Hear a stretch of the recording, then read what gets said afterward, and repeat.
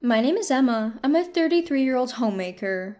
1 year has passed since I got married, but we still don't have any children. My husband Tony loves kids, and from the beginning of our marriage, he was excited about starting a family. However, storks aren't exactly punctual, you know. Impatient, Tony suggested I get a checkup at the hospital, so I visited an obstetrician. After many tests, I was relieved to hear the doctor say there's nothing wrong, but right when I let my guard down, Tony suddenly declared, "Sorry, I want a divorce." Why? There's nothing wrong with me. I really want kids soon, Emma. If we keep going like this, I'm too worried about when we'll have them. I was at a loss for words. We've only been married for a year. I've proven to have the ability to get pregnant. Can't you wait a bit longer?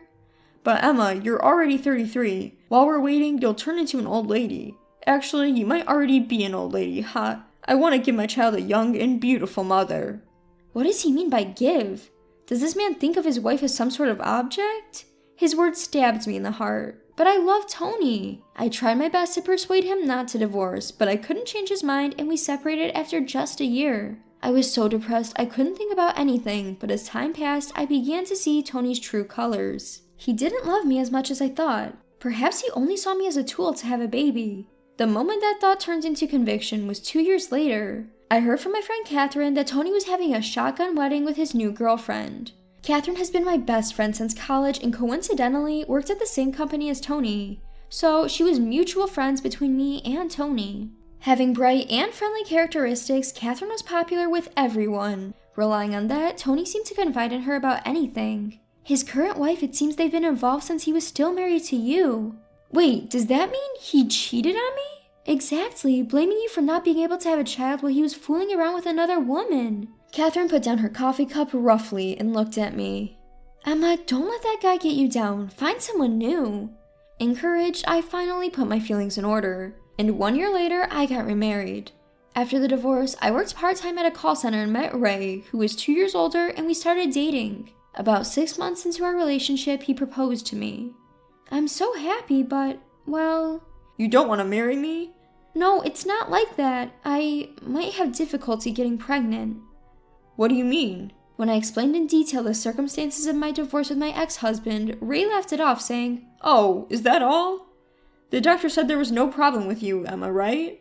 Besides, having a baby is something we face and deal with together as a couple. Stop thinking of it as just your responsibility." Hearing those words, I couldn't help but cry.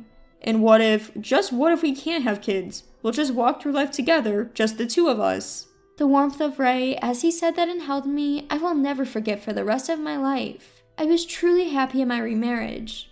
Ray, my husband, was great with housework and he took care of himself without any help. It's probably because I've been single for a long time, but thanks to that, I was able to meet you, Emma. I'm grateful to God. He said, blushing and looking adorable. He was a great cook too, treating me to authentic Italian dishes. In comparison, Tony, my ex-husband, wouldn't even take the trash out, so I was surprised to see a man being so self-sufficient. I guess I was truly fulfilled. One day, half a year after we got married, I found out I was pregnant. At a routine checkup at the OBGYN, I was told, "Congratulations!" I couldn't believe it. I rushed home to tell Ray, who had just come back from work. Are you serious? Way to go, Emma! Suddenly, he lifted me up and I was startled. Hey, cut it out, Ray! Sorry, I don't want to startle the baby. He gently put me down and then started to caress my belly.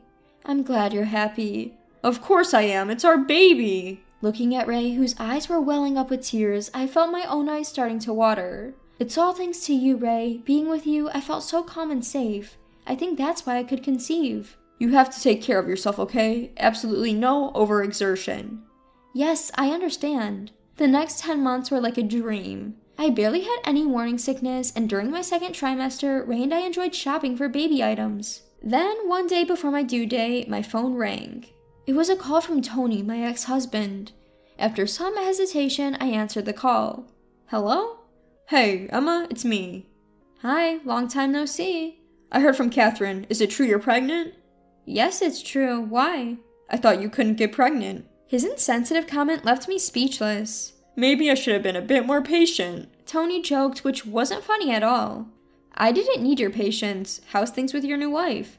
Huh? No, what are you talking about? He played dumb. Well, it doesn't matter to me anyway. Bye. I ended the call with an exasperated voice. Wondering about the purpose of his call, I told Ray about it when he came back from work. I didn't divorce him out of hatred, but his sudden call has upset me. Maybe he had a fight with his current wife? Maybe he wanted you to listen to his grumbles. I don't think so. He made an impolite comment saying he should have been a bit more patient. Maybe he wanted to congratulate you on your pregnancy, Emma. There's no way, Ray. You're such a soft touch. Ray, chuckling, was truly a kind-hearted guy. Seeing Ray like that, my annoyance seemed ridiculous, and the conversation naturally shifted to the topic of our baby. The baby is a girl. The doctor let us know at our last checkup. We spent that day discussing her name again. Ray's eyes were shining with joy. I can't wait to see her. She'll be here soon. Exactly a week later, our baby was born. Hoping she would grow as warm as the jewel, we named her Amber. When I held Amber, Ray said to me through his tears, thank you, over and over again. I've been home since being discharged, fighting the good fight of motherhood. Of course Ray helps too, but there's so much we don't know, and we've made a lot of mistakes. It would be nice to have dependable grandparents around right now. There's nothing we can do, both our parents live far away. It might have been a good idea for you, Emma, to go back to your parents. It's okay. No matter how hard it gets, I want to be here with you and Amber. Even though I'm exhausted from many sleepless nights, seeing Amber's face soothes me. 3 months have passed and we've been mixing formula with breast milk. We finally started to sleep a little easier. One day, Catherine came to visit with a baby gift. Wow, so cute! Looking at Amber asleep in her crib, Catherine let out a soft cheer. Congratulations, Emma. Thank you, I'm so glad you could come. I meant to come earlier, I'm sorry. Don't be silly, I know you're busy with work, Catherine. I'm just glad you could make it. I served the cake and coffee Catherine had brought as a gift, and we sat across from each other. We chatted about Amber, and by the time I had brewed a second cup of coffee, Catherine started with, I wasn't sure if I should bring this up, given how happy you are, Emma, but can I talk to you?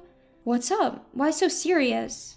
Well, it's about Tony. You know he had a kid right away with his new wife, so he thought the fertility issues were because of you. Well, that's probably what he thought. But once he found out you were pregnant, he changed his mind. He started to wonder if it was his body that was the problem. What a thing to bring up now, but I was curious about Tony's health. Tony had a child, didn't he? What's the problem? That idiot! He's been blaming his wife saying, it's not my kid. Whose seed did you plant? Catherine was aghast. What? That's a stretch even for him. I thought he was crazy when he came to me with it. So Tony was genuinely worried? It seems so. But apparently Catherine did comfort him. And guess what he said then? Once a man chaser, always a man chaser. I can't trust anyone. Look who's talking. He's one to talk. It's unbelievable. Both Catherine and I were flabbergasted. His wife was furious. They had a big fight and she went back to her parents' house. Well, of course she did. What should I do? He came to me whining, but I yelled back at him. How should I know? I imagined Tony getting yelled at by Catherine and couldn't help laughing again. Anyway, Tony's place is a real mess, I'm worried about Emma saying something unnecessary. Don't you think it's fine? He doesn't concern me anymore. Well, yes, but he's not himself these days. Looking at the genuinely worried Catherine, I thought this woman is truly kind. I'll block Tony's calls. Sounds good. Also warn him not to contact me. At that moment, I heard the crying of Amber, who had just woken up from her nap. I got up and picked up Amber. Can I hold her too? Catherine stretched out both arms. While the two of us were calming Amber down, Tony completely slipped from my mind. A month passed like this and I was busy with childcare. There was no contact from Tony. However, Tony's wife showed up with her child all of a sudden. She said she got the address from her mother-in-law. She had informed her in-laws about the whereabouts just in case. Tony's wife, who introduced herself as Sophia, was a cute woman in her 20s with large, impressive eyes. Her almost 2-year-old son, John, was the spitting image of Sophia. We sat opposite each other on the sofa. John was completely absorbed in playing with my daughter, who was lying down. I'm sorry for showing up unannounced. I just had to apologize to you, Emma. Sophia began. Apologize? Yes, I was dating Tony without knowing he was already married. I'm really sorry for everything that happened. I was honestly perplexed by her apology. The truth is, an apology now just complicates things. So you came all this way to apologize? No, we've decided to get a divorce. What? With Tony? Yes, it doesn't concern you, Emma, but I really wanted to hear this, so I forced my way in. Sophia began to talk as if a dam had burst. Her story was full of surprises. I was harshly accused of having a child that wasn't his. To prove him wrong, I took a DNA test to establish Tony's paternity. So, hasn't the issue been resolved? It's not that simple. Despite his relentless insults calling me dirty and claiming he only married me because I could have kids, the moment the results came in, he flipped, saying, "Oh, good, good. Now I can be sure about having a second child. Can you believe that?" Sophia's anger was unstoppable. Yes, I may be the other woman, but it was Tony who deceived me. Sophia hit the table hard. Hey, calm down. You're startling the kids. I'm sorry. Looking as if she had come back to herself, Sophia bowed her head. So, you've decided to get a divorce? Yes, he only sees his wife as a tool for producing children. It doesn't matter who he's with. I understand that feeling all too well, because I had felt the same way. If asked whether I hate Sophia sitting in front of me, I might say yes, but at least her child is not to blame. Watching the children play happily, I couldn't help but feel sorry for them. Fortunately, Tony's parents are on my side. They're so disgusted with his stupidity that they banned him from their home. His parents are such nice people. I know, right? How could such a loser be born from such wonderful parents? We ended up laughing as we looked at each other. Tony's moaning about custody, but of course I won't give it up. If he causes more trouble, my in-laws said they'll bring in a lawyer. So, what are you going to do now, Sophia? I'm going back to my hometown to look for a job. Alright, hang in there. Thank you. I thought you, Emma, would understand my feelings, so I came to you. Also, I'm worried that the jerk might pick a fight with you, Emma, so be careful. Any animosity towards Sophia was gone due to our strange bond. We both really picked the wrong guys, didn't we? No way! You, Emma, found a wonderful husband after all! You still have plenty of chances ahead, Sophia.